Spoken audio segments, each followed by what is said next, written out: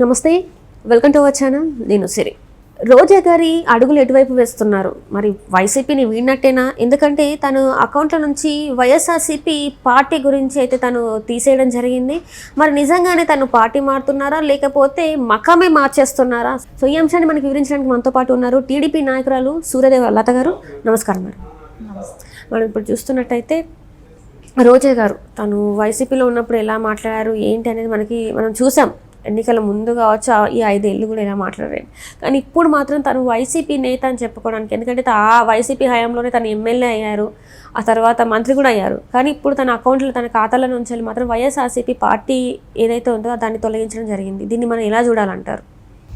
అంటే రోజా ఉన్న 5 ఏళ్లలో ఇష్టం వచ్చినట్టు అధికారంలో ఉన్నది కాబట్టి, అధికారంలో ఉన్నప్పుడు ఇష్టం వచ్చినట్టు అందరినీ మాట్లాడటం కానివ్వండి, నోటికి వచ్చినట్టు అపోజిషన్ పార్టీలను అందరినీ మాట్లాడటం కానివ్వండి, దేనికైనా ఒక లిమిట్ అనేది ఉంటుంది. ఏదైనా మాట్లాడటానికి వాటికి అది లిమిట్ కూడా క్రాస్ అయిపోయి నోటికి వచ్చినట్టు మాట్లాడింది. అంటే ఇప్పుడు అక్కడ తెలుగుదేశాన్ని మాట్లాడింది, కాంగ్రెస్ని మాట్లాడింది, బీజేపీని మాట్లాడింది, 3 పార్టీలని మాట్లాడింది. సో ఇంకా ఆంధ్రప్రదేశ్లో ఆవిడకి వైసీపీలో చోటు లేదు అన్నప్పుడు వేరే పార్టీకి వెళ్ళటానికి కూడా ఆప్షన్ లేదు అక్కడ. ఎందుకంటే షర్మిల గారిని మాట్లాడింది, తెలుగుదేశంని ఇంకా ఏ రకంగా మాట్లాడిందో మనకు తెలుసు. ఇంకా బీజేపీలో ఉన్న పురంధరేశ్వరి గారిని గురించి కూడా ఏ రకంగా మాట్లాడిందో తెలుసు. సో ఇన్ని మాట్లాడిన ఆవిడకి వేరే ఏ పార్టీలో కూడా ప్లాట్ఫామ్ దొరకదు కూడా అట్లాంటి వాళ్ళకి. సో అందుకని ఆవిడకి లోకల్లో ఆవిడ నియోజకవర్గంలో కూడా ఆవిడకి పట్టు లేదు. సో ఆవిడ మాట ఎవ్వరూ కేడర్ వినే పరిస్థితులు లేరు, వైసీపీ కేడర్ కూడా. సో అదే వచ్చి అంటే ఆ జిల్లాలో ఉన్న నాయకులతో కూడా ఆవిడకి సఖ్యత లేదు. పెద్దిరెడ్డితో ప్రాబ్లమే, ఇంకా అక్కడ ఉన్న లీడర్స్తో అందరికీ, చెవిరెడ్డి గారితో, కర్నల్ అందరితో కూడా ఆవిడకి సరైన సంబంధాలు లేవు. సో వాళ్ళతో కూడా ప్రాబ్లమే. సో జిల్లా నాయకులతో కూడా వ్యతిరేకతే ఉంది. ఇంకా ఇవన్నీ చూసిన తర్వాత ఆవిడకైతే పట్టు తగ్గిపోతుంది అక్కడ. సో ఏదైనా పార్టీలు మారాలి అన్నప్పుడే కానివ్వండి, వీళ్ళు ఏంటంటే అవసరానికి వైసీపీ వాళ్ళైనా అవసరానికి నోరు ఉన్నది కదా అని మాట్లాడేంత వరకు మాట్లాడించుకున్నారు. ఆవిడకి అక్కడ రివర్స్ అయ్యేటప్పటికి ఆవిడని పక్కన పెట్టాలనే ప్లానింగ్ వీళ్ళకి కూడా వచ్చింది. సో అక్కడ బాధ్యతలు అప్పచెప్పట్లేదు, ఏ ప్రోగ్రాంలకి ఆవిడని ఇన్వైట్ చేయట్లేదు, పిలవట్లేదు.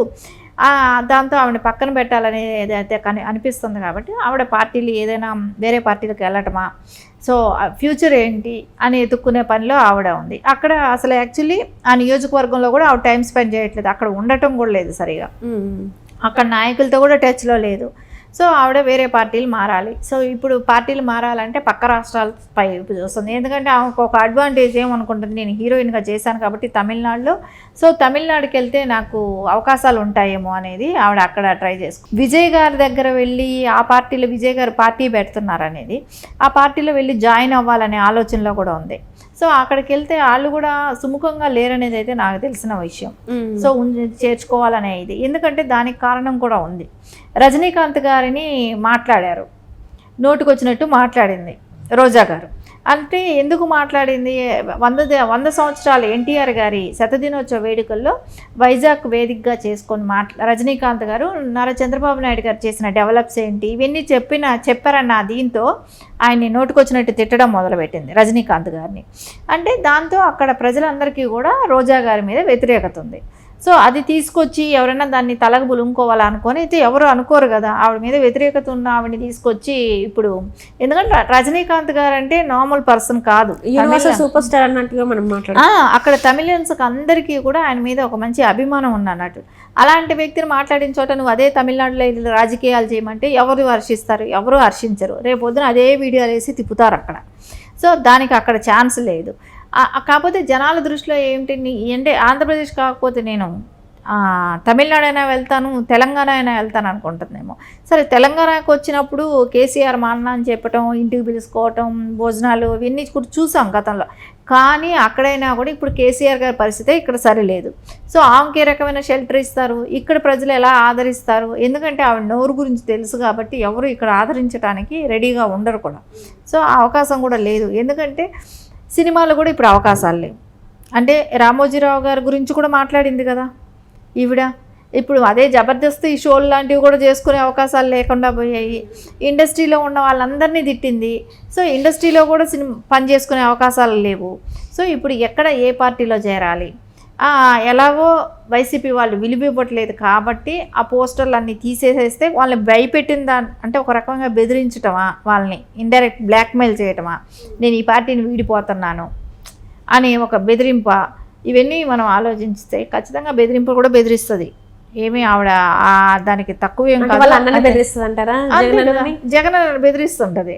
ఇప్పుడు నేను పార్టీ నుంచి మారిపోతున్నాను అంటే రేపు పొద్దున పార్టీ నుంచి వెళ్ళిపోయినాక ఇప్పుడు ఏ పార్టీ అయితే తనకు భిక్ష పెట్టిందో, ఏ పార్టీ అయితే రాజకీయ అవకాశం కల్పించిందో ఆ పార్టీని, ఆ పార్టీ నాయకులని, ఆ పార్టీ అధ్యక్షుల కుటుంబాలని అన్నింటినీ రోడ్డుకు తీసి మాట్లాడిన రోజా రేపు పొద్దున జగన్మోహన్ రెడ్డిని వదిలిపెడుతుందా? సో అదొక హింటు, ఒక బెదిరింపు, ఒక బ్లాక్మెయిలింగే ఉంటుంది. సో ఆవిడ రేపొద్దున పార్టీ నుంచి నేను వెళ్ళిపోతే నీకు నేను ఎలాగైతే తెలుగుదేశంలో మాట్లాడానో రేపొద్దున నీ పరిస్థితి అయినా కూడా అట్టాగే ఉంటుంది, అన్ని విషయాలు బయట తీస్తాననేది ఒక హింటు, హెచ్చరిక కూడా ఇచ్చి ఉంటుంది. అంటే ఇదంతా కూడా తను ఒక బ్లాక్మెయిలింగ్కి చేయడానికి, జగన్మోహన్ రెడ్డి గారిని బ్లాక్మెయిల్ చేయడానికి, ఆ నేతల్ని బ్లాక్మెయిల్ చేయడానికి అనుకున్నా కూడా ఈ బ్లాక్మెయిల్లో మరి జగన్మోహన్ రెడ్డి గారు పడే అవకాశం ఉందంటారా? మరి తనకి అంటే ఏమి ఇస్తారు ఇట్లా బ్లాక్మెయిల్ చేస్తే? తనకి గౌరవం ఇవ్వాలి, నన్ను ప్రతి మీటింగ్కి పిలవాలి, ఇలాంటివి ఆలోచిస్తుందేమో. అంటే మరి జగన్మోహన్ రెడ్డి గారు మొన్న ఢిల్లీలో ధర్నా చేశారు, ధర్నాలో ఎక్కడ కనిపించలేదు, తను ప్రెస్ మీట్లు పెట్టి మాట్లాడారు. అక్కడ ఢిల్లీ వెళ్ళినప్పుడు కూడా లేదు కదా, అదే అంటున్నా, ఢిల్లీ ధర్నా అది లేదు, ఎక్కడ లేదు. చనిపోయిన పరామర్శించడానికి వెళ్ళినప్పుడు వేరే నేతలు 2-3 కనబడ్డా కూడా తిని ఎవరెవరైతే నోరు పాడేసుకున్నారో ఆ టైంలో, అంటే ఎలక్షన్స్ ముందు కావచ్చు, 5 సంవత్సరాలు కావచ్చు, ఇప్పుడు ఎవరు కూడా జగన్మోహన్ రెడ్డి పక్కన కనిపించట్లేదు. సో వీళ్ళందరూ కూడా మెల్లిగా మేము దూరం అవుతున్నాం అని చెప్పేసి ఇస్తున్నట్ట ఇది సంకేతాలు కదా. ఇప్పుడు ఆయన అవసరాల కోసం వీళ్ళని వాడుకున్నాడు, అవసరం కోసం వాడుకున్నాడు, పని చేయించుకున్నాడు, మాట్లాడిచ్చాడు ఇష్టం వచ్చినట్టు. కానీ రేపు పొద్దున వాళ్ళని గవర్నమెంట్లో ఉన్న తెలుగుదేశం పార్టీ ఎట్లాగో వాళ్ళని రానివ్వదు. సో అందుకని ఆయనకి ఎలా అనిపిస్తుంది, ఖచ్చితంగా వాళ్ళు ఎట్లాగో మాట్లాడినా వాళ్ళని మనం దగ్గరికి తీయకపోయినా వాళ్ళు అలాగే పడి ఉంటారు. సరే, ఎస్పెషలీ ఇట్లాంటి రోజా లాంటి వాళ్ళు, కోడాల నాని లాంటి వాళ్ళు, వంశీ లాంటి వాళ్ళు, వీళ్ళు ఏంటంటే అన్ని పార్టీలని విమర్శించిన వాళ్ళే కదా ఇక్కడ. ఎందుకంటే కాంగ్రెస్ని విమర్శించారు, అన్ని పార్టీలని విమర్శించారు, వీళ్ళకి ఇంకెక్కడ ప్లాట్ఫామ్ లేదు.